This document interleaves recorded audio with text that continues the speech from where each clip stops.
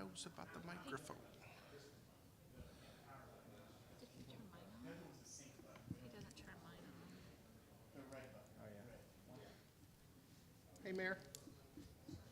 Hey, How are haven't you? seen you in a long time. Hey, Clay Cooper. Hey, thanks for joining. You're welcome. Anything I can do? Like to call, hello? I'd like to call this 4:35 study session meeting to order. If you would stand with me for the Pledge of Allegiance.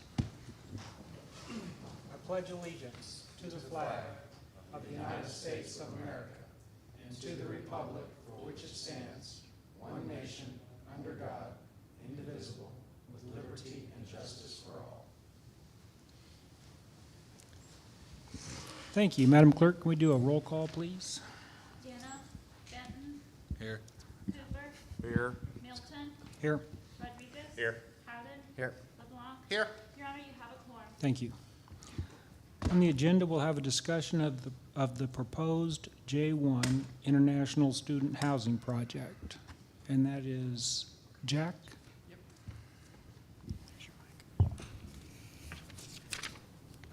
Still working on the PowerPoint getting brought up, but just to filibuster I'm a sorry, little bit. Jack. Yeah. Just to filibuster a little bit while the PowerPoint comes up, I'll mess with the mic, and then there it is. So my name is Jack Ryan Feldman. I'm a director with Baker Tilly. I work with Ben as part of the interim financial management process that's happening. One of the pieces that has been moving as we've been making that transition is this the proposed J1 student housing project. And so what we were looking from you all for this is to, one, kind of go through the history, I'm talk sorry. about. I know you have to. All right. I can send Clay down if you need. Well, I can hear myself. That's the problem. So we're just going to hold it. So as part of this, we want to get some feedback from you all on your appetite for entertaining this type of project, and then also what types of information you are going to need from consultants and staff in the form of due diligence to begin the discussion about incentives and any sort of variances with zoning and all of that. So that's my goal for this, because we want to get a good feeling for the types of information that you all need, so that we're not beating our heads against the wall and then also spending a bunch of someone else's money, and at the end of the day you ask us what have we been doing with all this time. So as I said, this is kind of the outline here. We're going to do the quick project history. Others, certainly know the history of this a lot more than I do, but this is kind of the recollection, and we've got certainly additional folks that can help with this. And then we'll discuss kind of the takeaways from the initial staff review, talk about the due diligence and process, and then obviously the discussion. So the history. The city owns 11.6 acres at 3820 Green Mountain Drive. We've got a map for exactly where this is in the subsequent slides. The city issued an RFP on April 15th for projects that could potentially be undertaken at this site. And the city received one response from Holtz Companies. And that proposal is for a dormitory-style seasonal housing solution, where the project would be done in a couple of phases, but phase one is approximately 520 beds, which are buildings C and D on the next slide that I'll point out. That's in two buildings, 260 bed buildings, wood frame concrete pad, 11,000 square foot footprint at 3 floors. Estimated cost in the proposal is about $12.8 million, and then as I mentioned, it contemplates additional phases based on demand in subsequent years and market conditions. So, we're going this way. So on the left is the parcel as is. This is a city-owned site, the full 11.6 acres. This is 76 right there. It's a go-kart track. As a consultant, I know where all the Hiltons are, and there's a Hampton up here. So that's how I know where it is in this town. And the proposed site itself is on the right. So we'd be potentially replatting this site, and the J1 proposed project is actually down here. And then the yellow site is fire station number 3. Going down. These are some of the images just to get you kind of a sense from the proposal of kind of the look and the feel of the buildings. And then on the left is the proposed layout at full build out. And buildings C and D are the middle ones right here as the first phase. So the initial staff review, I met with the individuals from purchasing and fire and public works, and just wanted to see if this project, from an initial review, just kind of passes the sniff test. Is there appropriate zoning? What changes need to be made, if any? Are there any safety concerns from a public safety standpoint? What feedback is there, right that jumps off the page? So first of all, the site would need to be replatted because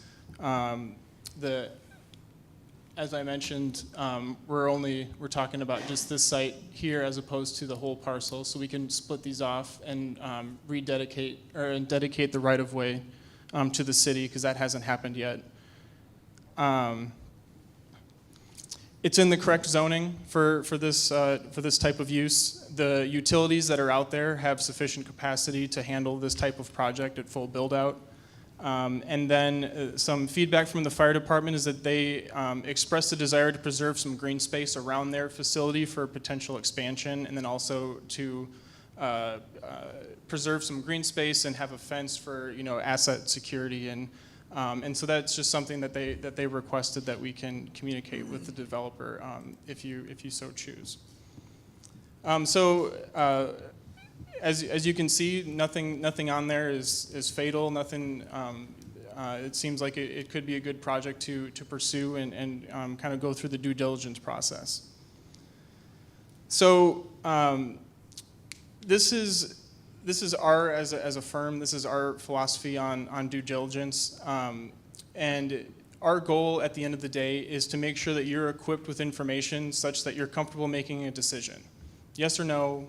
We just want you to make sure that you're comfortable making a decision. We're not here to advocate for something. We're not here to convince you that it should happen or not. We just want to know what information you need to make a decision. We'll go and get it and present it to you.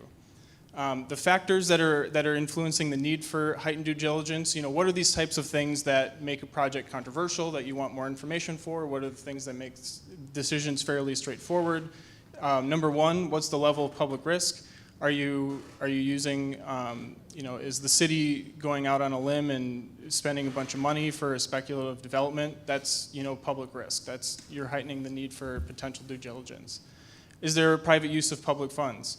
We're talking about a city-owned asset that could potentially be, handed over to a private party for a development. So we are, so you do want to make sure you know who you're dealing with, and make sure that you're using the judicious use of funds. And then lastly, the level of community interest. If this happens to be a particularly controversial project, then you're going to want to make sure you've got all your I's dotted and T's crossed. So as I said, the whole goal is to make sure you're comfortable with the decision. So the 5 questions that we like to ask for due diligence, and there's tools that we can use to help you answer each of these questions depending on which ones are more relevant to this particular project and which ones aren't. So number 1, is this something our community wants? I know there's been discussions in the past about J1 workforce attraction and how do you get people here for your hospitality. You've got your zoning, it's correctly zoned. You've got your incentives policy, so we know how to work through that. You've got your economic development policy, we can work through that. We can work through all those policies to make sure that this is something that fits. Who are these people? This is does the developer have the reputational capacity, the financial capacity to complete the project? If it's a local developer, maybe you know them, maybe you're not so worried. If they're an out-of-town developer, maybe you need to do a financial capacity or even just a Google search to make sure that there's reputation is there. is the project feasible? Number one, is there sufficient demand? Is it a good business plan? Is it, is it feasible from a financial perspective, and then also is it feasible from a legal perspective? One question that's outstanding that we will need to work through is it is a city-owned parcel. We just need to kind of go through the due diligence for making sure we're going through the appropriate processes for disposing of the city-owned land, and so just little things like that. Is there an appropriate way for getting the land to a developer for a project? Will the community benefit from this project? You can do financial cost-benefit analyses for what's the current state of the amount of taxes being generated and spin-off effects and all of that. As a city-owned parcel, that's currently zero. So if you negotiate a deal such that there's additional taxes being generated from the outset, then you're probably working from a positive direction there. And then lastly, is an incentive needed for the project? So we've worked all the way down and finally gotten to the incentive word. We can do a but-for analysis on whether or not the project would move forward but for having incentives. Doing something like that is very instructive because it actually identifies why there's a need for incentives, and then you can tailor the incentive to that. A lot of times people get in trouble because they either are too focused on the tool itself, or they've jumped past the first 4 questions and they're just mad about the 5th. And a lot of times things can get weeded out in the first 4 before you start talking about the last one.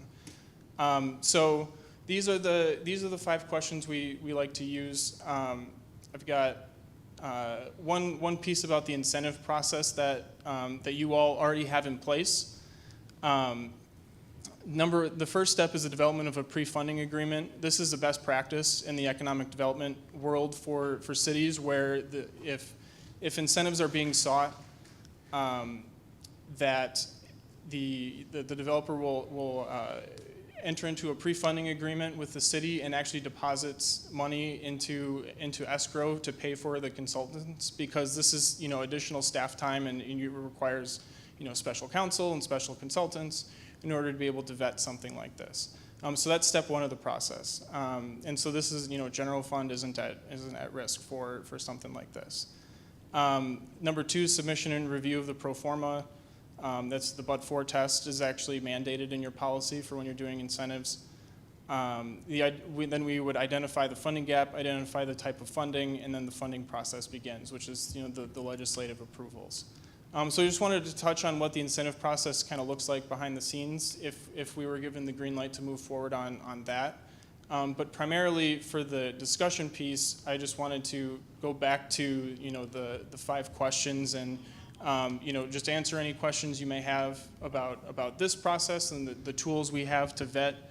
Also want to hear from you all, what questions you have for about the project. I believe we've got the applicant is here, as well as Jonas is here to answer any questions about the J1 recruitment and all that stuff. And I'll stop now and like to hear some of your feedback. Jack, thank you. That was very, informative. A few questions I had. On one of your slides, you had a $12.8 million all-in total cost. Yep. Was there any land value in that 12.8? I don't believe so. So, okay. Thank you. The answer was no. No.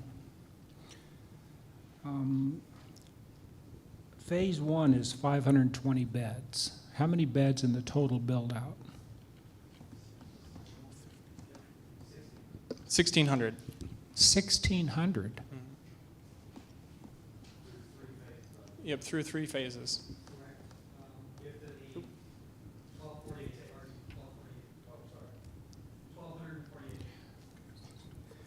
Would you like to talk to the developer? Yeah, 1248. Yeah, we just have people listening online, so any discussions we have, we need to speak into the mic, please. Yes, please come up.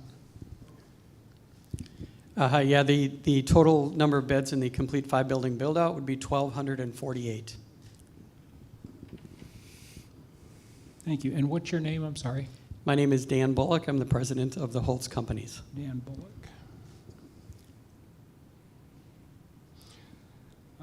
Let me see here. So with the 1,248 beds, that's a lot. I think it's, Jonas would know, but that's probably a far cry from what we're needing. Well, yeah, actually, in the information we submitted, according to ImagineBranson.com, there has been as many as 1,500 J1 students participating in Branson since 2015. And we believe that number could go substantially up based on the conversations we've had with business owners, sponsor agencies, Sure. and others.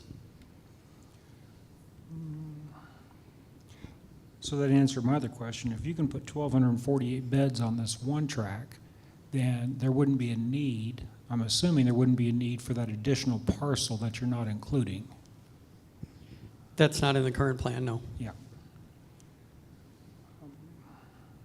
So in addition to the city contributing the land, and the city pays for the consultants for the but-for test, are there other expenses the city would be asked to pay? There was some discussion about financing, Chapter 100 or some other type of long-term, low-interest financing. The reason that's important with a project like this is we commit to keeping the rents at an affordable level that allows the community the ability to attract these students. Because if we come in, we obtain a 3-year conventional financing, interest rates go up, we have to refinance, that might impact negatively our ability to keep those rents, way down. So that's one thing we've talked about. Tax abatement is something we're always interested in. In the pro forma that we put together when we did all these numbers, we did include that. Our estimate was about $76,000 a year. In other communities, we've been successful in a 10-year abatement program where then that sunsets and taxes start up again. So that would be something we'd be interested in. Go back, if you would, and elaborate on the financing. You said you'd want the city to participate in the financing? If that was an option, we always look for the longest term, low interest financing we can get. And if the city has opportunity there or options there, great. If not, we have worked with private banks and can do that also. Yeah. Okay. And you've already addressed fire departments wanting X amount of land, and your plans include the land that they're wanting to carve off?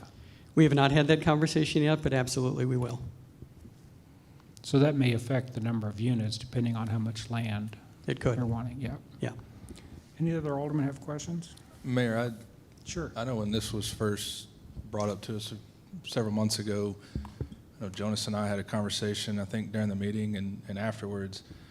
One thing that struck me in thinking through all this is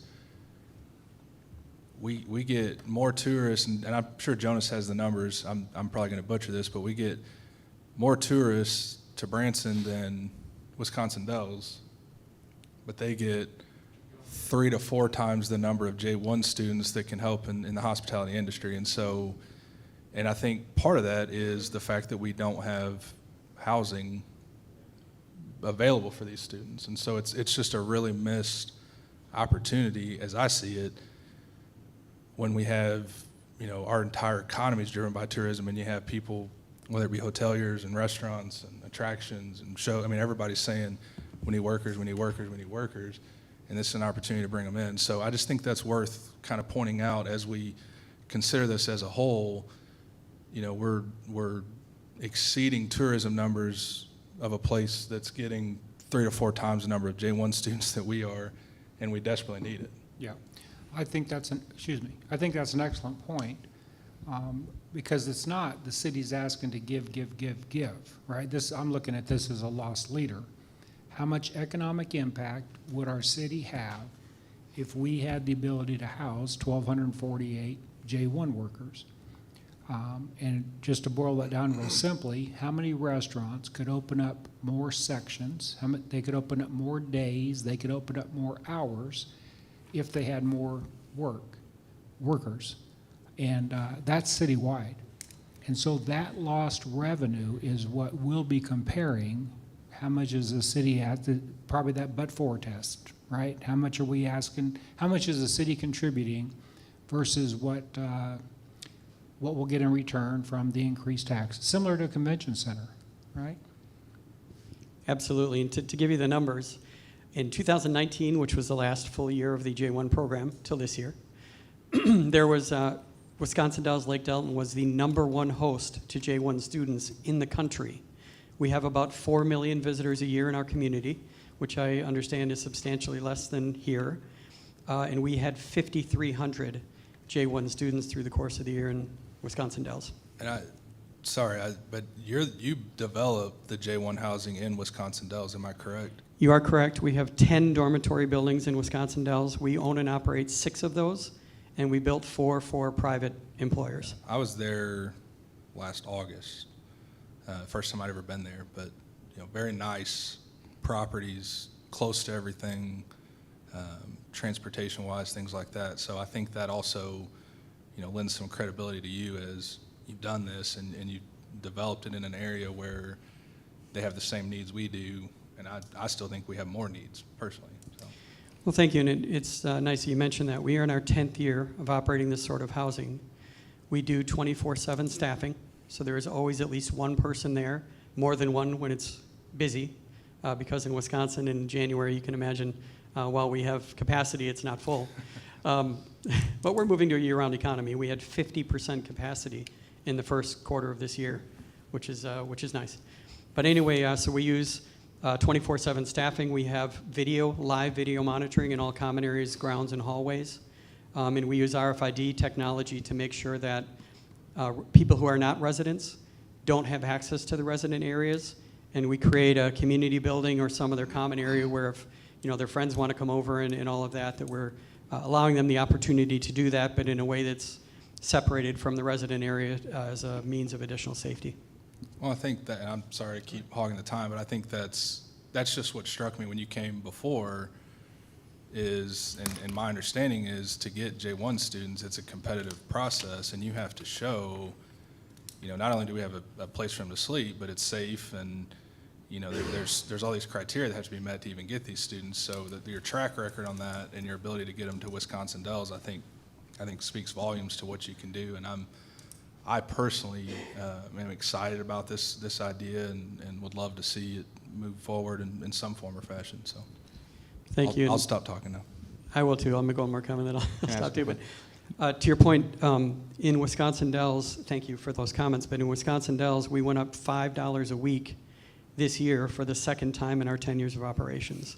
So please understand when I tell you we're coming to the community to help and make sure that we can put the community in a position to be competitive for these students. That's a great example, a live example, a real example of the kind of commitment we will make back to say, listen, we're going to be a community partner. While we have to be sustainable and all of those things from a business perspective, that's not all what it's about. It's also about taking care of these people. You'd mentioned that in the Dells, in a single season in 1 year, 5,300 J1s. What is our number here, Jonas? What do we ballpark or average in a single season? So we took over the community support group efforts back in 2017, and at that time, I think we were around 300 summer work travel students. And can I make one thing clear, and I'll get back to Clay's comment. Let's all remember this is not a worker program, right? So the Bridge USA uses the J1 visa as a mechanism. It's a cultural exchange program, and so when we talk about this, these students coming here, they're coming to experience the United States, and the ancillary benefit to us is that they come to work while they're here, to earn money to pay for their tuition when they go back home to their colleges and universities.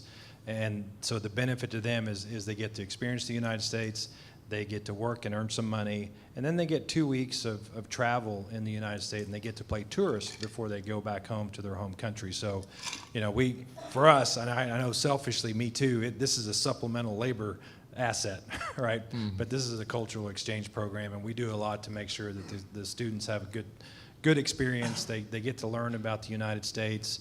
What a great place to do it, other than Branson, Missouri and Wisconsin Dells. So I just want to make sure that we don't harp on the labor and the worker issue all the time, but because of what it is. But to answer your question, Clay, shorter answer is that in 2019, pre-COVID, we had our best year as far as students. So we topped out just north of 900 students. Dan mentioned 1,500. Other than the summer work travel program, there's also an internship program that students can stay up to 6 months to a year, and so that elevates some of those numbers. But from a pure 18-week summer work travel program, we've capped out above a little over 900, and that was in 2019. Obviously, in 20, nothing happened. In 21, we had 50. This year, I think preliminarily, we had some optimism about the numbers and the activity we were seeing. The 700 number was thrown around. We've had a couple meetings today, and I've kind of tempered that expectations with our board and the Workforce Collaborative. Until we get the true numbers in October, I'm saying I think we're probably going to be north of 500. That's the sense I get from the feedback. But we have the capacity, let me say that. What's held our capacity back for this year, other than still challenges with COVID and getting visas processed at embassies and consulates, is that housing piece, right? In 2019, Plato's Cave was coming online, and that was prior to them reverting to a 12-month lease business model. They were all in. So I think we housed roughly 300 students at Plato's Cave alone, and that inventory has not been on the table for the last 2 years. So the other thing I would say for Holtz and Alderman Fenton brought it up is that the reputation that Holtz has within the J1 visa sponsor community, we're already getting verbal feedback to say, hey, if you guys have inventory in Branson, we'll put students there because they understand the product and the level of service that this group provides, and that's well known through the visa sponsor community. Dan was first here in 2017 when we hosted 2019 when we hosted the Community Support Group National Summit, and so they're well respected and they know what they're doing. So John, Go ahead. in 2019, when you said we had 900, would it have been a larger number if there was more housing, or was that about where we capped out? Well, if you recall, in 2000, that we were maxed. If we hadn't have gotten Plato's Cave online, we wouldn't have gotten those numbers. But if you had more housing, Absolutely. we would have had more than the 900. Absolutely. So housing was the Yeah. bottleneck. Well, and that even goes back to when we started recruiting from Puerto Rico in 2017. Totally blind on our part. We just thought, well, we bring 120 Puerto Ricans in for 6 to 9 months. There's going to be apartments. Well, we get back, and we're like, oh my gosh, we missed something because there's nowhere for these people to sleep. Yeah. And that kept piling on with the J1 visas coming in 19, which led to the housing study and so on and so forth, which we see where we're at now. Clay, Did, go ahead. do these students get to, I'm not sure how it works, but do they get to choose what town they go to? I mean, is that they like, here's a list of your Yep. choices? So if you make it more attractive and there is places and the amenities are good and stuff, then that might also be a draw, right? Yeah, we're already at a disadvantage because we don't have beach in our name. Yeah. Yeah, right. So You can change that. we could. Moonshine. Branson, Moonshine. Well, we will have Moonshine Beach Bash on August 1st if anyone wants to come help and meet some of these students. Yeah, no, the students, so the visa sponsors get an allotment of visas from the Department of State. Then they go through the process, the students apply, they get the visas, they get placed with the sponsors. The students then just, hey, I'd like to go to the Dells, I want to go to Right. Myrtle Beach, or I want to go to Pigeon Forge, or I want to go to Branson. Okay. What we started seeing 17, 18, 19 when we took over the community support group efforts, these kids, it's instant communication, right? So they're communicating via social media and all the other things And that word of mouth Yeah. far exceeds what anything they're getting from the Department of State or from their embassy or consulate in their home country, and what even the sponsors are providing them, right? So they want to go, they have a comfort. I mean, think about it. You're 18, 19, 20 years old, and you're going to go to a foreign country for the first time, and 5 of your friends said, hey, you know what? We were in Branson last summer, and those people were awesome. We had a great time. It was fun work. I mean, so, and that's the reputation we were building, but we were capped, right? We weren't going to I mean, regardless of what our reputation was, we don't have the inventory like the Dells do to house 50, over 5,000 students in a year's time, so. Mr. Mayor? Yes. I think also with the social media you're talking about, I mean, kids come where this location is being proposed, and they post those nice lights on the Ferris wheel. And I mean, it's being in the middle of the strip is cool at night, So I think, yeah. And the location's great. I mean, we've had this discussion even prior to all this about where can we put the inventory to be with all workforce housing, regardless if it's supplemental or not. Workforce housing needs to be where the jobs are, especially with these students who, for the most part, walk to their places of employment. We've got kids that, I hate to say it, that they're walking too far, and when it's 100 degrees outside, that doesn't really bode for that yay experience that they want to share. Hey, it was 110 heat index today, and I walked 2.5 miles to McDonald's. Yeah. Well, I think that's huge. I want to ask a question real quick, just so I understand where we're at here. So we would be relinquishing the land to you folks to then develop, or we would continue to be the landlords of that property? Our desire would be to relinquish. Okay.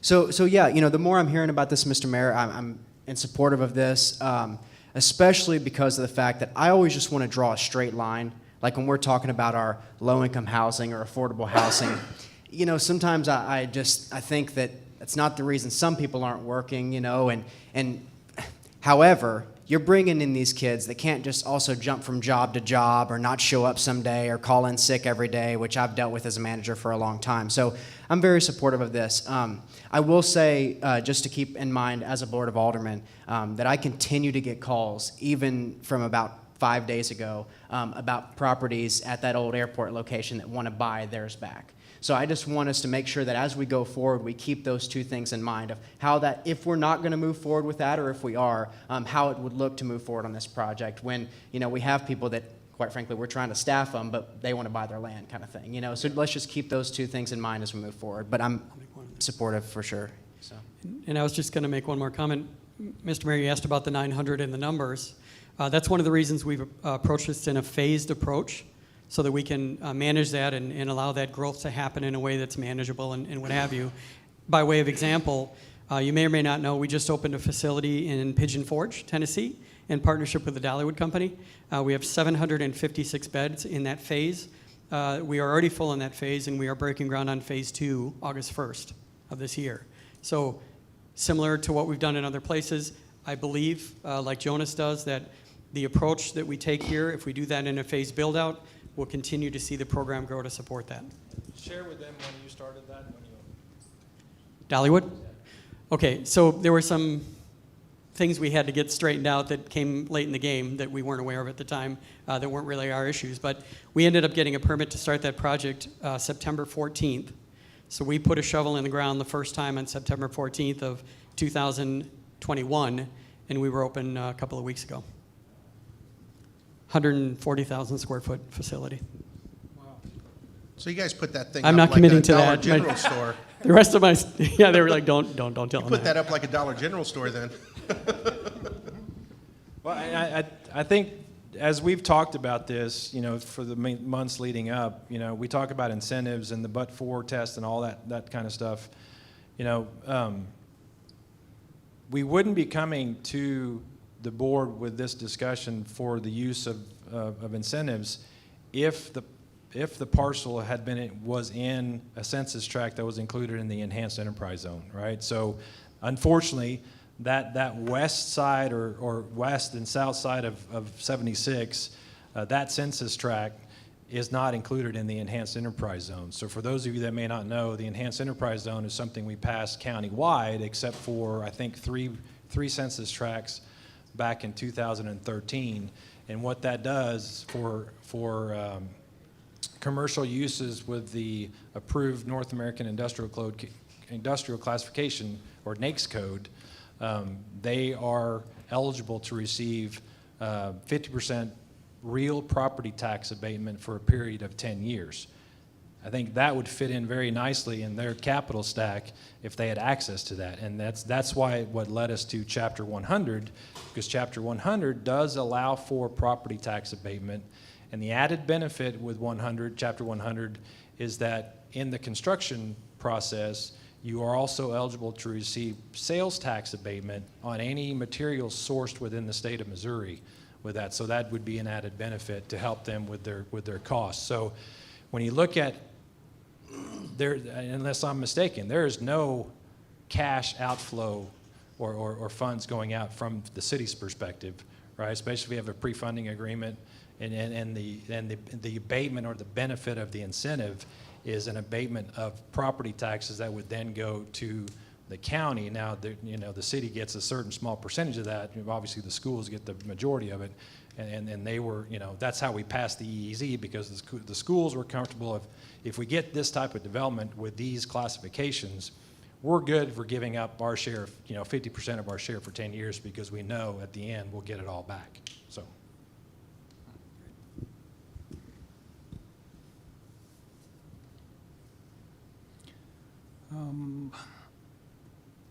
One thing that Marshall was alluding to is there's competition in two ways. One is we're obviously competing with the beaches, right?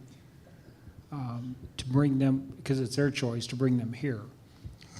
Jonas, is there any concern about us competing with the private sector by doing this? For example, Plato's Cave, how are they going to feel? City subsidizes this project and it takes J1s from Plato's Cave. My counter to that would be, one, for them specifically, they got out of the short-term student housing industry after year one. They realized with their financing structure that it was not feasible to take up inventory for 18 weeks out of the year and then take the risk of not having it occupied. So they went to a 12-month lease model shortly after that first year. There are some other ownership interests within the community that are serving Yes. the J1 community currently. We actually had one new developer in town do some pretty amazing things with the help of city staff to get some additional inventory approved prior to some arrivals earlier this year. So again, we're capped at where we're at, right? And so I believe that there's still a lane for the private sector that wants to do this, that there's opportunity. I think the overall economic benefit, like you mentioned in your opening comments or opening questions, that we could probably get 100, 150. Now I'm semi-educated guess of what we could do if we just left it up to folks that are interested in doing this. To be honest with you, it's not lucrative, right? You're committing an asset that depreciates 12 months out of the year, and you're looking at revenue for 18 weeks, right? So it doesn't really pencil that well.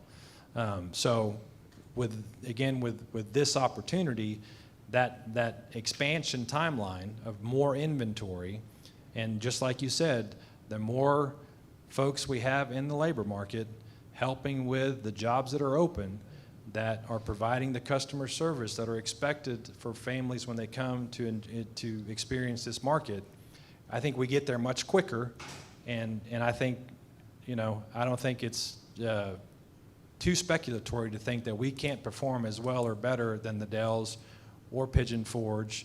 If they put 756 beds in the community and they fill up like that in a destination that generates 50% of the visitation we do if you don't include the Smoky Mountain, or Pigeon Forge obviously has the Smoky Mountains, but, so I think there will be somebody that probably complains because, you know, it's government subsidy. It's not, right? Because currently, if you just look at the property tax piece by itself, right now it's generating 0, right? So, and then if you put something on it, it's going to generate 50% of something for 10 years, and then 100% for perpetuity, right?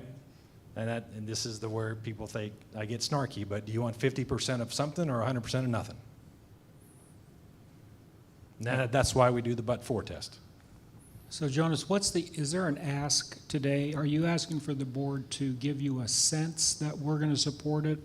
We can't vote at study sessions. Is that right, Lisa? That's right. No. Yep. I think it takes documentation to vote on. Yep. My ask is just direction on where we should go in the form of due diligence and conversations with the developer, and how we should best represent the interests of the city. Taking it back to these questions, I think the first 4 sound like you all are pretty much in agreement that you're pretty well satisfied. But we'll follow the incentive policy and do the but-for and see what it looks like and try to tailor the incentives to the need, such that, you know, it's a good deal for everybody. That's what I'm hearing in terms of the conversation. So board, are you pretty much in agreement with that? Yeah, I mean, I'm definitely for this. I mean, I think, So once we get down to the details. Yeah, so what he's asking for is Yeah. direction to say, yes, let's move forward Oh. with that but-for test. Will provide us with a lot more information to make the final decision. For me, absolutely. Yes, for me. 100%. Absolutely. Okay, so That's all I you need. good? Yep. Thank you. Dan, thank you very much. Jonas, thank you as always. Yep.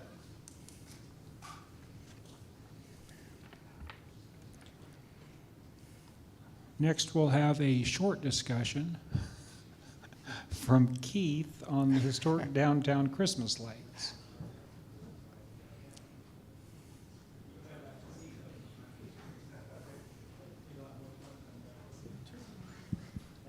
Thanks, Jonas.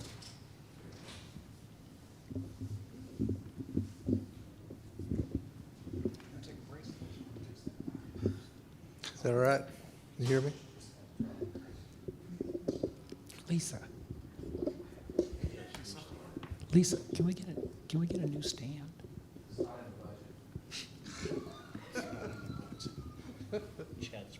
Talk to Ben. How about that? Better? The company will be back here Wednesday. Our old system should be back here. Nice. Thank you. If it all goes well. We have an almost guarantee with some probability that on Wednesday, we will have our sound system back. Wow, that'd So be we great. won't have the need for that. That'll be great. Okay, Mayor, members of the board, this presentation here is for the downtown Christmas lights, as you see on the screen up there. I don't know exactly which ones the downtown CID has approved or going to purchase, or with y'all's blessing or anything. But right now, they've contracted with a company to design these and build these Christmas lights. There's approximately 65 of the lights are going to be contracting to get built at a cost of approximately $138,000. Now, that cost does not include the storage for them or the shipping cost to get them here. An engineering evaluation was, I asked them to get done with a structural engineer to make sure the light poles are structurally sound to hold the weight, and the wind loads them, flopping back and forth and everything on the poles to make sure it wouldn't damage the new poles that we put in the downtown area, the wooden poles. There's some of the old metal ones that are still down there on Main Street and part of Commercial Street, they're still there. But those poles will also be included to put the star lights on. So basically, there's 2 questions to be answered here. Is the city supportive of the downtown efforts to purchase the new Christmas light fixtures for the downtown? And if so, will the city agree to be responsible for installation of the Christmas light fixtures onto the street lights in the downtown community improvement district? So I guess that is, you know, you said short and sweet. This is pretty short and sweet. So, to recap, Uh-huh. the SID, downtown SID, is offering to pay to purchase the lights. Correct. They're asking if the city will maintain them. No, No, No. just install them. just install them every year for them. Install them, take them down, put them in storage. Right, right. There's a bracket that's mounts on the side of the pole. The bracket will stay there. It's got big bands around it to hold the bracket on. Basically, the way the lights are designed, you hang them in a little slip joint, and they're very easy to hang and take down and plug them in and plug and go. Where would we store them? That's up to the SID board to find a storage spot Oh, for they'll them, take care of and that. that's at their expense also. Do we currently hang up and take down what they currently have? No, no, they don't have any Christmas lights like this in the downtown area. Now, we hang the ones on Branson Landing Boulevard and some on Main Street Hill there and some on Highway 76 that we currently own and maintain and hang ourselves. I got you. I guess I misunderstood. So these are not, this isn't replacement of something that they've No, already been using. no. This is new. Now, currently, I think they put garland around them and some Okay. other little Christmas lights wrapped around the pole, but, you know, nothing of this magnitude. Sorry. Mr. Mayor? Yes. I think as we absorb this, we should keep in mind that we're going to hear from the Ozark Mountain Christmas Committee as well in the next meeting. And I know they have some ideas about some funding sources, things like that. So just as we absorb this, know that I think, you know, we kind of keep that in mind and as we move forward, so. And we're hearing that at this Alderman meeting. correct? Yes. Coming up. Okay. Boy, if the ask is they're going to pay for them and they're going to store them, and they're asking if the city will put them up and take them down, I'm kind of You're- like, yes. Your Honor, I think that we need to bring back a resolution for that so that we're covered that who it's for, how long we'll be doing it. Is this every year? How many years we want to commit to it? And you'd be committing potentially another board to that or not, or however you want to do it. But I think it would be good that we get it in writing that at the decision of who you want to do this for. Yeah. I mean, it is the downtown SID, but if others come, you know, what would you entertain? And so I think it's important that we have that information. Yep. I look at this as similar to the last proposal and similar to our convention center, right? If we pay this little amount, how much more tax revenue would that generate? Because it'll make the businesses downtown more enjoyable for our visitors to go shop down there. And I think to what Lisa was saying about the different entities that might come, but if they come with this theme of Christmas, which we've already sort of agreed that we want to support and we want to, you know, make robust in our community, then we'll look to that as, you know, it's more the theme as opposed to just helping an individual. Sure. But in the consistency of your theme, I mean, at some point, if you want to look at what's going up and down, I don't know how involved you want to get, but you could get to that point of where what light poles, and again, I know Keith has been.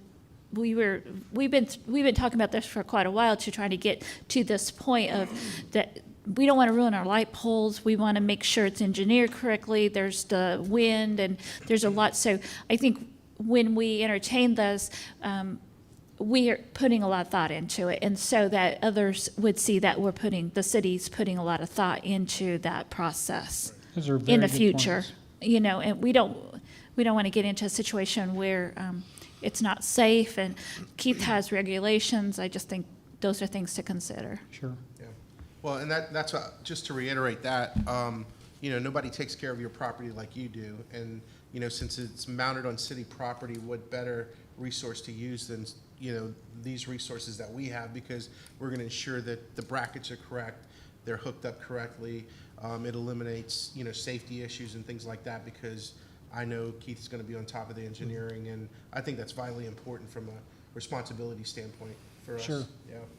And the lights are all LEDs, so they'll be low voltage lights then and stuff. Yeah, and yeah. And the LED, I mean, just the structure is gonna Oh, be yeah. fairly light, right? It was stuck, there's not a lot of weight to these. And the star, the frame itself, before they put the lights on, is aluminum also. Yeah, So there you go. my concern was just the wind loads, you know, hitting them in the downtown area there. Kind of creates a wind tunnel sometimes through there, and Yeah, just want to make sure it's not going to damage the poles or anything. yeah. Do you have anything else, Lisa? No, I just think that it's important the board makes that decision that and has that resolution to back it, and that's why I recommend that.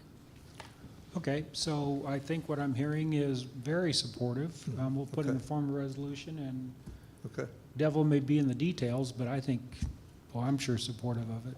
so you'll probably see that by the next council meeting, because they are on a time crunch right now to Sure. get them built by that time, to get them up by November the 1st. is Sure. what we usually have everything lit up by for the Christmas season. We'll be ready to make a decision. All right. Sounds Is good. that it? That's it. Well, Thank you. thank you, Keith. Any of the aldermen have any reports?